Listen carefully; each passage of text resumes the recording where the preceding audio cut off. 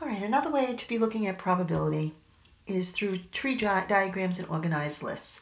This is a way for us to organize the information that's given to us and then use that information to find the probability of an event happening. So today we're going to look at a school cafeteria and what they're offering for lunch. Okay, so the school cafeteria is offering pizza and they're offering spaghetti. And with that, you get a choice of juice or milk. You also get a choice of pudding for dessert or an apple. So what we're going to do is we are going to just jump right in with an example, and we're going to organize this through a tree diagram first. And when we do our tree diagram, we are going to go from there and put all that information that we find into an organized list. So the first thing, our first choice is pizza or spaghetti. So I'm going to put pizza, and I'll bounce down a little bit, and I'll put spaghetti. I want to leave myself plenty of room because a tree diagram is exactly that. There's going to be trees, branches off of this. All right, so we have pizza. What's our first choice for the second offering? And that would be juice or milk. So with my pizza, I can choose juice, or I could choose milk. If I ordered spaghetti, I have that same offering of juice or milk. So if I order pizza, I can get either juice or milk. If I order spaghetti, I can get either juice or milk. So the next offering is our dessert. We could have pudding or an apple. So if I have pizza and juice, then I could also have a choice of pudding or apple. If I got pizza and milk, I would also have a choice of pudding or apple. If I have spaghetti, I can also have my choice of pudding or apple. And if I had milk with my spaghetti, I could also have pudding or an apple. So that's our tree diagram, learning how we can organize the data and see what kind of choices we are going to have. So now we're going to write this out. We're going to follow the path. Now we're going to make our organized list.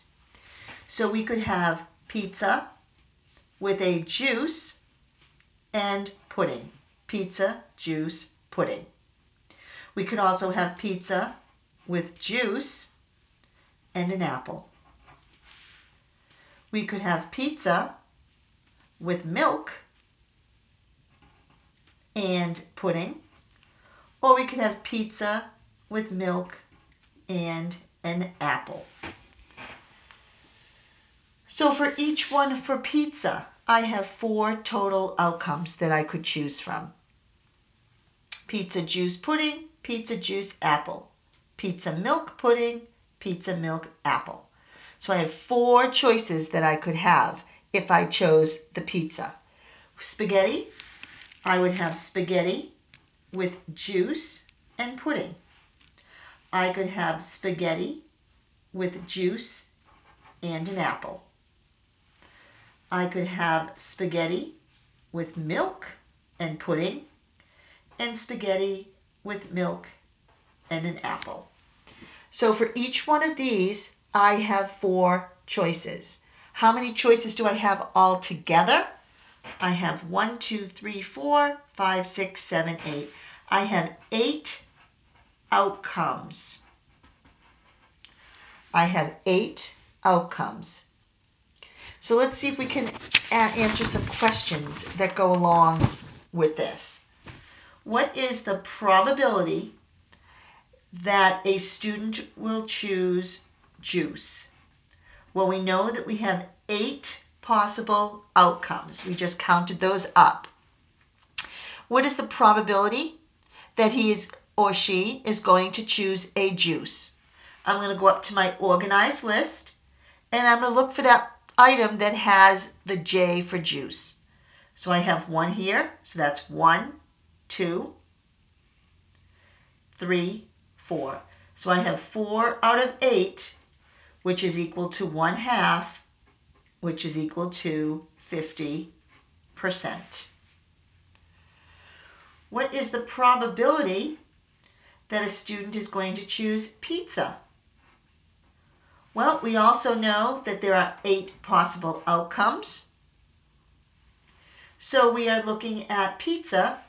So we have pizza juice pudding, pizza juice apple, pizza juice pudding, milk pudding, pizza milk apple. So that is also 4 out of 8, or 1/2, which is equal to 50%. What do you suppose the probability of choosing spaghetti, I'm just going to abbreviate it, and an apple? We still know that we have 8 outcomes. What is the probability that we will choose spaghetti and an apple? Well, I know it's not going to be anything with the top one because that's all pizza. So I'm going to jump down to my spaghetti outcomes. It has to be spaghetti and an apple. Well, here's spaghetti with an apple. And then we have spaghetti with an apple again. So that would be 2 choices out of 8, which simplifies to 1/4, which simplifies to 25%. So you can make any organized list and tree diagram in order to find certain outcomes that you might be looking for. It's another way to organize your data for probability.